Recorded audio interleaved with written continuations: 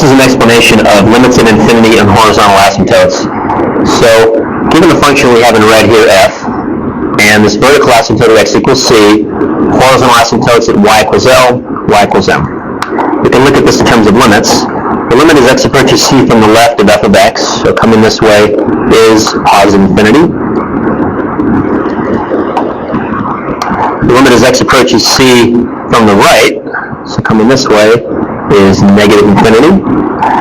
Now, the limit as x approaches negative infinity, so as we go along the curve farther and farther to the left, we approach a height of m.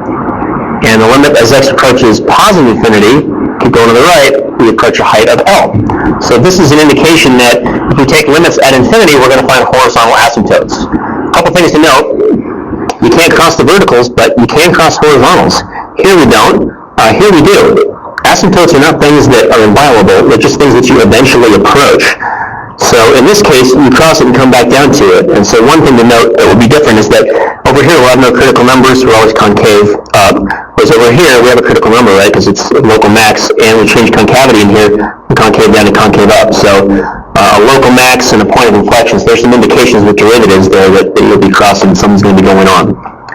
A couple samples. Well, general samples.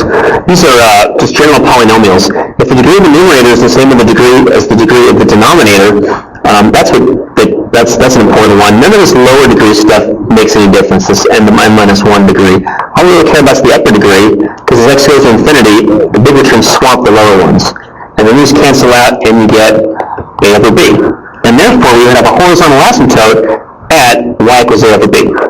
In this case, the numerator is of a degree lower than the denominator, and so the top, while it will be very big, the bottom will be really, really big because it's a higher degree, and so this goes to 0, giving you a horizontal asymptote y equals 0. So you still get an asymptote horizontally, but y equals 0.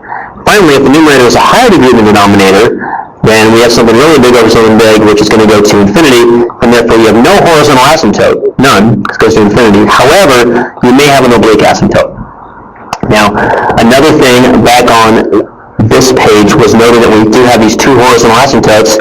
In this case, it was one when we went to the right and different when we went to the left. It doesn't happen often, but occasionally, usually with a situation like this when you have a square root of x squared. It's important to remember that square root of x squared is not x. The square root of x squared is the absolute value of x. So once again, let's ignore the lower degree stuff in the numerator and in the denominator individually. So I've got 6x over rad 4x squared. Now, using this principle here, 6 over rad 4x squared becomes 6 over rad 4 absolute value of x. Now, if I'm going to positive infinity, this would be positive over positive. They cancel. I get 6 over rad 4, horizontal asymptote, y equals 3. I'm going to negative infinity. I get negative on top, positive on the bottom because of the absolute value. So it's going to be negative 6 over rad 4, so negative 3. So I get my two different horizontal asymptotes because of that.